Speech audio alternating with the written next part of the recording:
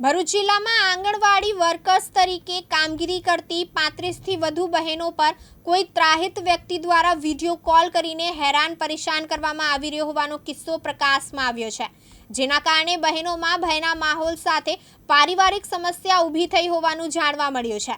આ મામલે આંગણવાડી સંગઠનના પ્રમુખ દ્વારા સ્થાનિક પોલીસમાં જાણ કરી સાયબર ક્રાઇમ પોલીસ મથકમાં ફરિયાદ નોંધાવવાની તજવીજ હાથ ધરી છે।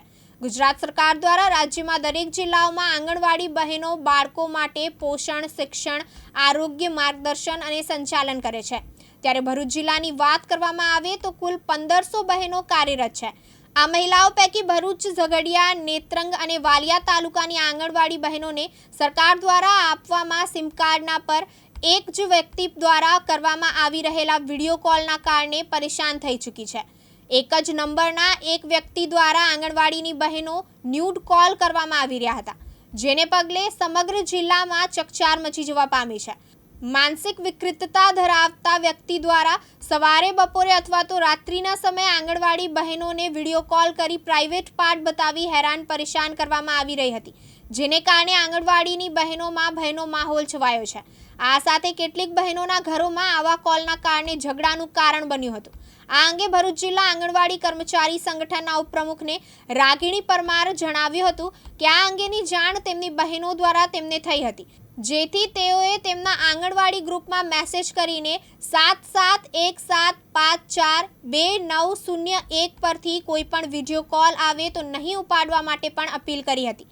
સરકાર દ્વારા આપવામાં આવેલા ICDSના ફોન ચાલતા નહીં હોય, મારી બહેનો તેમના ફોનમાં તેના સિમ નાખ્યા છે, પરંતુ આવી ઘટના કારણે તેઓ ડરી ગઈ છે। આ બાબતે આજરોજ ભરૂચ સાયબર ક્રાઇમમાં ફરિયાદ નોંધાવવામાં આવી છે।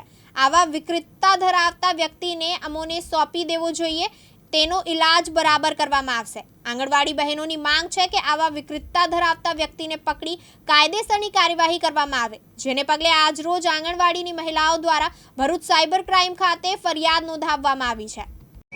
મારું નામ રાગીણીબેન જસવંતસિંહ પરમાર, હું ગુજરાત આંગણવાડી કર્મચારી સંગઠનમાં રાજ્ય પ્રમુખ છું।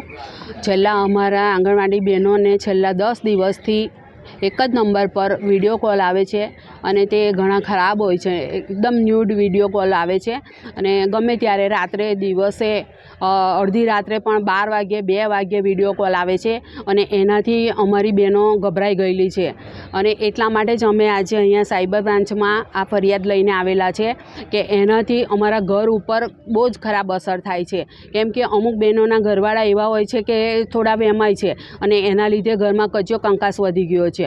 અને બીજું કે ICDS તરફથી આપવામાં આવેલા મોબાઈલો જે અત્યારે હાલમાં બંધ હાલતમાં છે અને એના સિમ અમે અમારા પર્સનલ મોબાઈલમાં નાખેલા છે અને એ અમારા ICDSના નંબર પર આ બધા કોલ આવે છે અને બધી જ બહેનો અત્યારે 40-50 ઉપર બહેનો પર વિડીયો કોલ આવેલા છે અને એની જાણ અમને એક બેને કરી અને એનાથી અમે ગ્રુપમાં જાણ કરી, ત્યાર પછી ખબર પડી કે બધી બહેનોના કોલ મેસેજ આવવા માંડ્યા કે બેન અમારા પર પણ આવ્યો, અમારા પર આવ્યા, એવી કરીને અમારી 50 થી 60 બહેનો ઉપર આવા વિડીયો કોલ આવેલા છે અને એનાથી અમારી બહેનો ગભરાઈ ગયેલી છે। પોતાના સગા સંબંધીઓના પણ અત્યારે વિડીયો કોલ આવે છે તો પણ બહેનો ગભરાઈ જાય છે કે કદાચ પેલા કોઈના હોય તો, અને અમારી સરકારને એટલી નમ્ર વિનંતી છે કે આ વ્યક્તિને પકડી લેવો જોઈએ અને પકડીને તમે સજા કરવી જોઈએ અને તમારથી સજા ના થાય તો અમારી બહેનોની અંદર તમે એને આપી દો, અમે એને સારો કરીને ઇલાજ કરીશું।